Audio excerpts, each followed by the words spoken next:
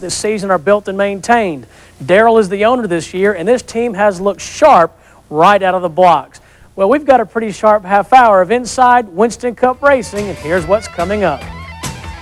After crashing and just coming up short from winning his first ever Daytona 500 victory, just 1 week later, Dale Earnhardt and the crew came to Richmond and demoralized the field, picking up his first win of 1991, and the Pontiac Excitement 400 will bring you all the action coming up. Harry Gant had to outduel the cold and all the competitors, but in the end, he won the Pontiac 200. We'll have all the highlights just ahead. Rookie driver Robby Gordon brings an unusual resume to the Winston Cup circuit. He served his apprenticeship in off-road trucks and the IMSA GTO circuit. You'll meet him coming up. Today's show is brought to you by Ford and your Ford dealer, where Leadership Month means a great time to buy. By Miller Genuine Draft, coal filtered for real draft taste. So get out of the old, get into the cold. And by Goodyear, maker of the world's most successful tires, the Goodyear Eagles. One car manufacturer has more NASCAR victories than anyone.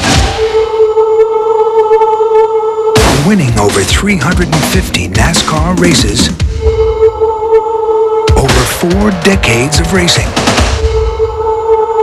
That car manufacturer is Ford. And that kind of winning performance goes beyond the winner's circle.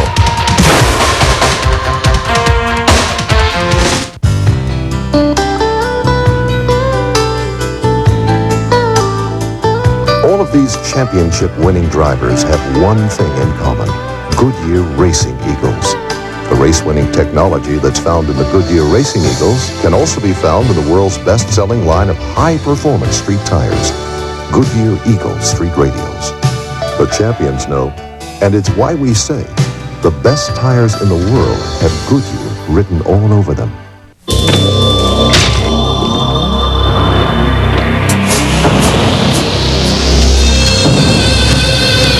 When this guy steps on it, you better hold on.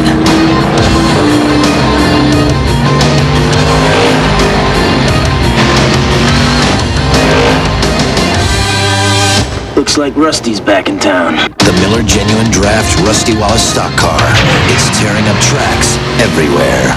To the good life. To live the good life, you have to pay the price. The average new car costs over $15,000. But there's a motor oil that can protect your investment under extreme conditions when conventional oils won't. Mobil One, isn't your car worth the extra protection? To the good life. Protect the environment. Take your used motor oil to an approved used oil collection center.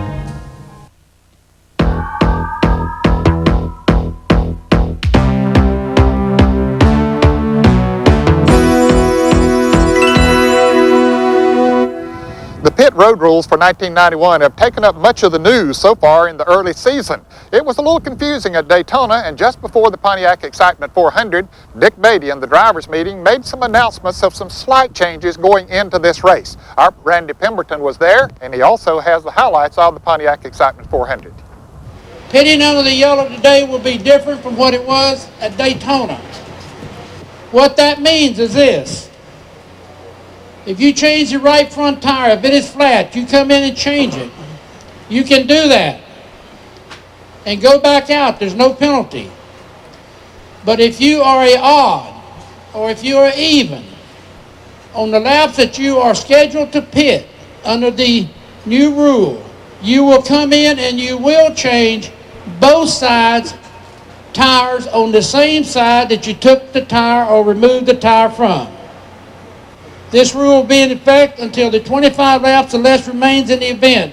With 25 laps or less remaining, the 2-lap penalty will be put back in force. Well, after the meeting was over, several drivers had some questions for Dick Beatty concerning those pit road rules. One thing Dick Beatty did tell everyone, it was there for the competitors' safety, and they were here to stay. Today's Winston Cup highlights are brought to you by Ford and your Ford dealer. Have you driven a Ford lately? After a demoralizing Daytona 500 crash in the closing laps, Dale Earnhardt sent a signal to the competitors that he'd be the man to beat on the low-banked racetrack in Richmond, Virginia. But Dale would have to come from deep in the field to do it. As Dale attempted to make tracks from his 19th starting position, pole sitter Davey Allison and Alan Kowicki, both in Fords, fought for the first position from the green flag of the 400-lap event. In his haste to get to the top, Dale dove to the inside of Rick Mast on lap 10. The two touched, and Rick went into the outside wall. Mast missed most of the remainder of the race as he sat silently behind the wall. But there was plenty of noise being made on the track, as 5 cars fiercely battled for bragging rights in the early going. But as the race went green, Ricky Rudd rolled his Lumina into the lead and left the field far behind. But Earnhardt was coming. He and his car finally cracked the top spot on lap 104 as Rudd raced to the pits to replace fuel and rubber. Ricky regained his reign as the race rolled to halfway, and he added $10,000 to his payday.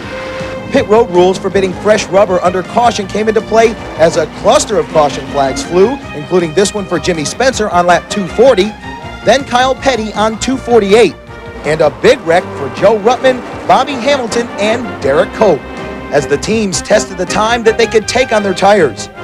Dale raced around Rudd and into the lead for the final time on lap 255, as final pit stops for fuel and fresh tires came in the next 50 laps.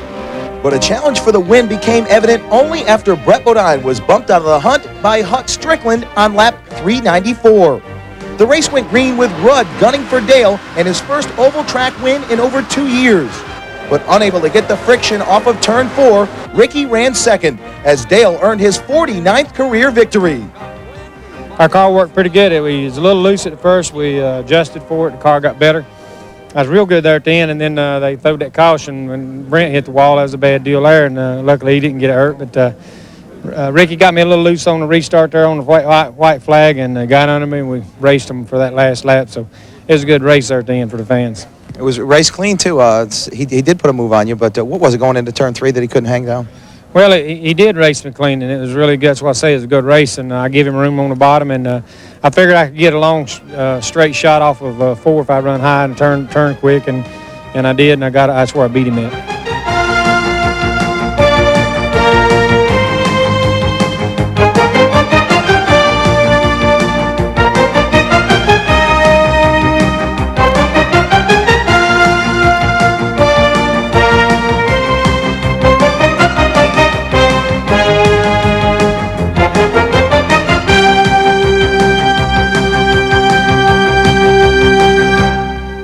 We need to take a short break. Still to come on this edition of Inside Winston Cup Racing are highlights of the Pontiac Excitement 200 Busch Grand National Race. Steve? Ned, just ahead we'll meet a young driver who has that can't-miss label applied to him already, young Robby Gordon. And as we go to the break, here's how your favorite driver finished in the Pontiac Excitement 400.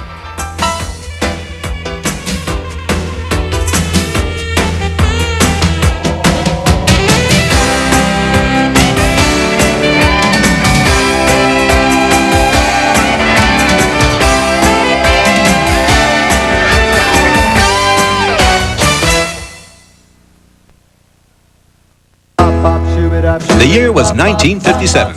Ike was in the White House, and America was enjoying itself. We swooned over Elvis and rocked around the clock. Fast food and fast cars were the new entertainment, and the 57 Chevrolet Bel Air became America's dream machine. Recognized as a classic, the 57 Chevy remains one of America's most sought-after cars. No automobile in history more perfectly represented the wild, carefree spirit of its time. And now, the Danbury Mint has recaptured that spirit in this meticulously engineered die-cast metal replica of the 1957 Chevy Bel Air convertible. Truly a legend you can hold in your hands, this exquisite replica is a masterpiece of craftsmanship. Its body, chassis, drivetrain, and engine block are all crafted in heavy die-cast metal. The body hand-sanded and painted, oven-baked, buffed, then painted and baked again. More than 150 parts are inspected, then hand-assembled. When completed, it's hand-waxed and inspected once more before delivery. Meticulous in every detail, doors open and close. The hood lifts, revealing its history-making 283 cubic inch V8. Why, even turn the steering wheel and the front wheels respond.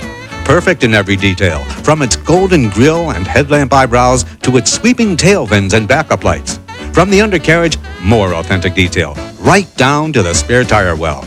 This extraordinary replica is available exclusively from the Danbury Mint and is not sold in stores, yet it is priced well below what you'd expect to pay for a replica of this superb quality. So use your credit card and call this toll-free number now. We'll send you your car and charge your account just $29.50 a month plus shipping for 3 months. Your satisfaction is guaranteed. Call now to bring back those precious memories with your replica of the 57 Chevy Bel Air convertible, the car that personifies that free spirit of the 50s. Call now. The number is 1-800-767-1300. That's 1-800-767-1300. The family of country music stars would like to invite you to TNN's All-Star Salute to Country Music, honoring country music's best friend, Ralph Emery. Join hosts Barbara Mandrell and Johnny Cash with special guests Randy Travis, Ricky Skaggs, Tanya Tucker, Ricky Van Shelton, Glenn Campbell, Kathy Mattea, and many more. It's an encore presentation. TNN's All-Star Salute to Country Music. Thursday, 9 Eastern on TNN, the heart of country.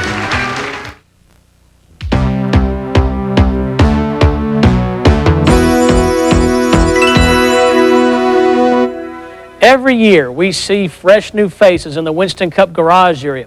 Drivers who have come from other forms of racing to try and make it in the big time. Well, some of them hit it big, like Darrell Waltrip, and others fade away quietly.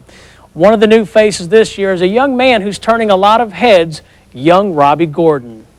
Robby Gordon is another on the long list of rookie drivers who has driven for car owner Junie Donlevy of Richmond, Virginia. Gordon comes to the NASCAR Winston Cup Series from experience in the off-road truck racing series. Our Randy Pemberton talked to Gordon about the transition from that type of racing to the tough Winston Cup Series. It's real tough for someone like myself that has won in other series, like the off-road and the GTO. At 22 years of age, Robby Gordon's list of accomplishments in racing is nothing short of amazing. His first year of Major League Racing was 1988, which culminated with a title in off-road truck racing. 1989 saw Gordon gather up 2 titles. He was the Toyota Stadium champ and the Desert champ that year as well. In 1990 came a big break. He was hired to drive for the master of the GTO series, Jack Roush. Robby responded with 5 wins and a runner-up finish to teammate Dorsey Schrader in that championship. 1991 now serves as Robby's toughest challenge. He's a rookie on the Winston Cup Tour. Here, setting up the car is so important. You have to fine-tune them to the thousandth just to gain 1/10 of a second or 100th of a second. And everybody here in this garage is working to gain that 100th of a second. So it's real important to set up cars. Well, I'll tell you another thing. You lost the car at Atlanta, and you also lost one here. Comment on that. I mean, it's certainly not something you went out there and attempted to do. Is it because of your competitiveness that you were putting it a little bit too far on the edge early on? Well, maybe it is. That's all I know how to do is run them flat out, and it's just it's a learning curve we're going to have to take. And I've talked to a few people, and they said that's the same way they learn. I talked to Dale, and he said, "Hey, man, I crashed more cars than I can count." It's just if you don't crash.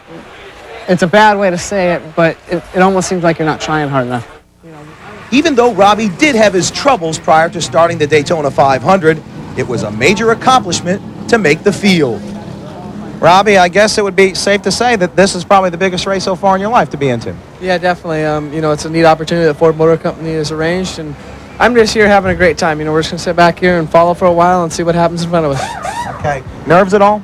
Oh, definitely. It's it's real nervous when you look up in the grandstand and you see a bunch of people, and you look in front and you have the Bill Elliott's and the Mark Martins, and it's a tough time the last 15 or 20 minutes before the race, but I think we're ready. And ready he was. At one point in time, Robby had put his Publix Ford into the top 5 during the 500, eventually settling for 18th after getting caught up in a wreck with the King. Richmond International Raceway was next on the list for Robby. The track far smaller, but the challenge much greater. He quickly found out how tough turning left could be as he looped it in his second lap of qualifying.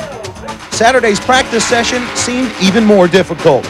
He received coaching from Benny Parsons and Kenny Schrader, both former drivers for his current car owner, Junie Donlevy. Well, I was just talking about the brake situation. You know, he's not accustomed to using brakes as you have to on a short track.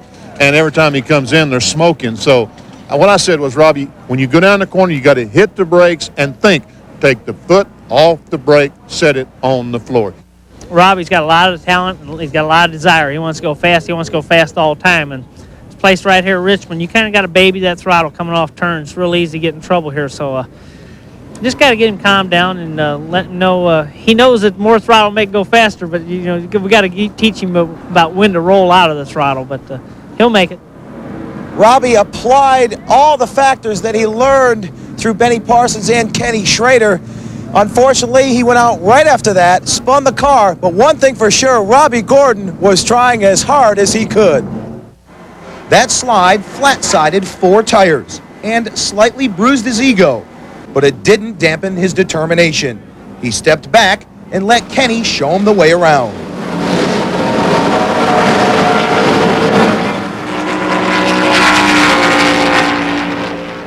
Minutes later, Robbie was back in the saddle. These tight turns are a lot different with these heavy cars than I'm used to. It's going to take a while to get this figured out. Helping him to figure it out a little bit quicker was the whole Junie Donlevy team, plus some Ford engineers. They recognize the talent that he has, and he's a real nice guy, and he's going to be one of your top stars in the near future. Robbie's result at Richmond didn't rate as well as Daytona's, but his learning curve was filled with determination. And for that, the youngster receives high marks in Winston Cup competition, the toughest course in the world. A lot of people work real hard to get into Winston Cup Racing, and by the time they get into Winston Cup Racing, they're 25, and then they have that learning curve. I'm fortunate enough to get in by the time I'm 22, and get maybe that 3-year learning curve figured out. By the time I'm 25, be able to go racing, serious racing. Well, certainly Gordon has a lot of talent and tenacity, but he lacks experience in Winston Cup racing, and the only way that he'll get that is out on the racetrack like he's doing right now with the Junie Donlevy team. Steve? We've got plenty more ahead in this edition of Inside Winston Cup Racing. When we return, we'll have the mailbox and show you how Darrell Waltrip fared in the Pontiac Excitement 200 Busch Grand National race. Darrell Waltrip escapes a near miss. Tom Peck isn't as lucky. Stay with us for all the highlights.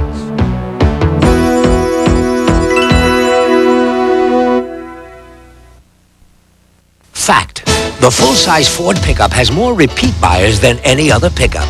Fact: the full-size Ford pickup sales lead over Chevy is wider than last year. Fact: our most popular model is priced $600 less than a comparably equipped Chevy.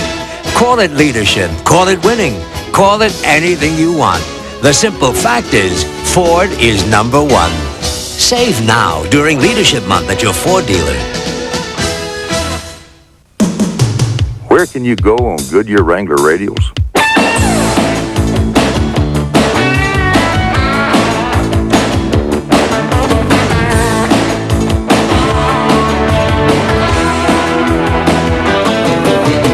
Where can you go on Goodyear Wrangler radials? Just about anywhere you want. Put on a set of Goodyear Wrangler radials, and you'll know why we say the best tires in the world have Goodyear written all over them.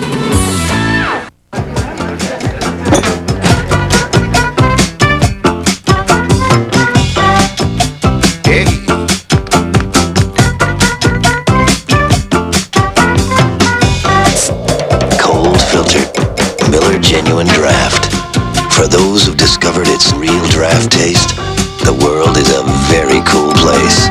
All my friends Miller Lowrider. Alabama.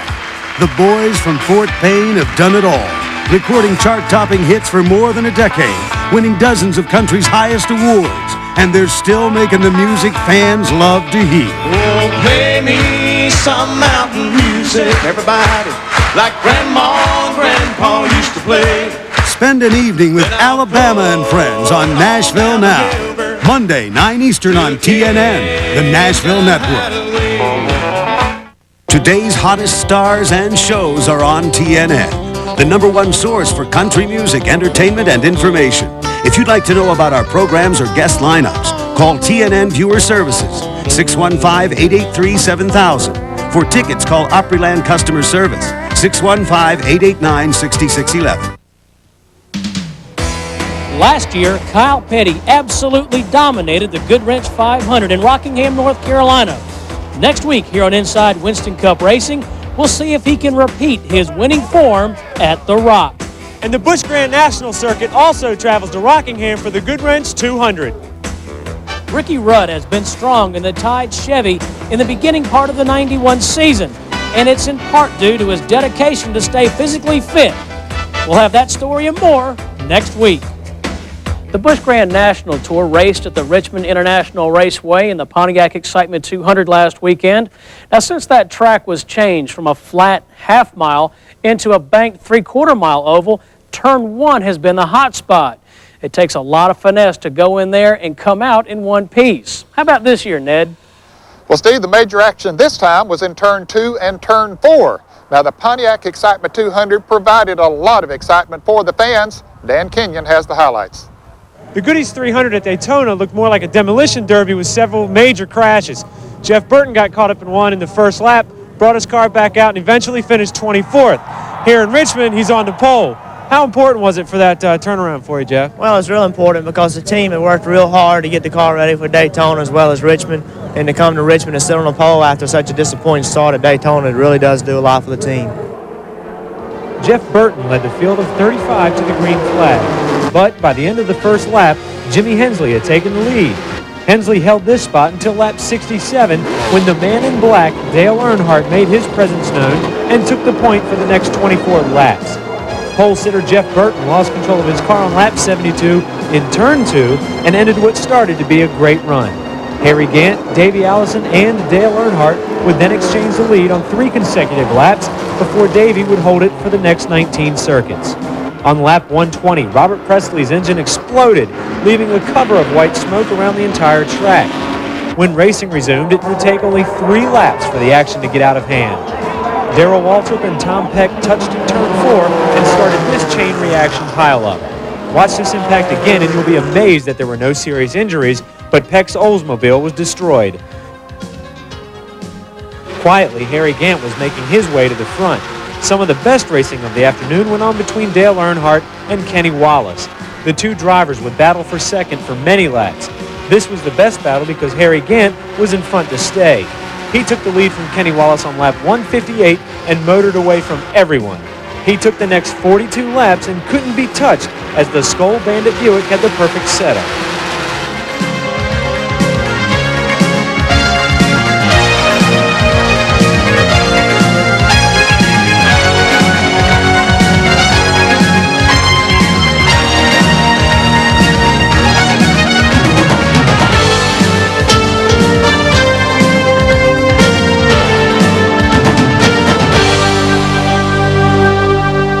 Today's mailbox is brought to you by Miller Genuine Draft. Our letter today comes from Robert Beal Jr. of Charlotte, North Carolina.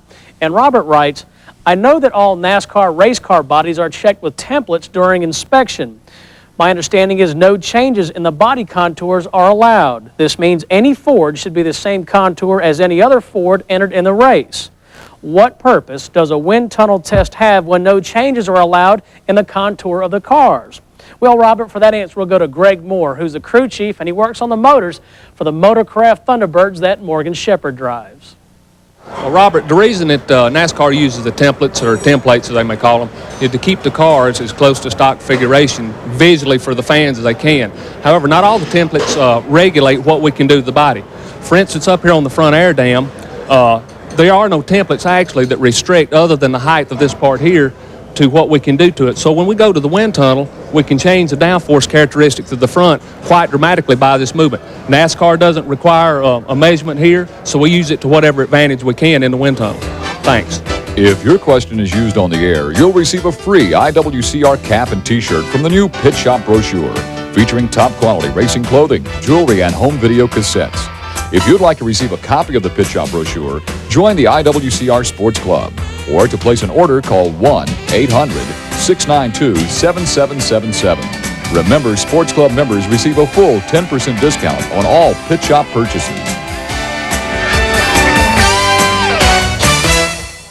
Well, our time's up for today. Hope you enjoyed the show. You'll be sure to be with us here next week, and thanks for watching Inside Winston Cup Racing. Steve? And be with us next week when Darrell Waltrip and the rest of the Winston Cup stars and Busch Grand National stars battle at the North Carolina Motor Speedway in Rockingham, North Carolina. Thanks for watching us here on TNN.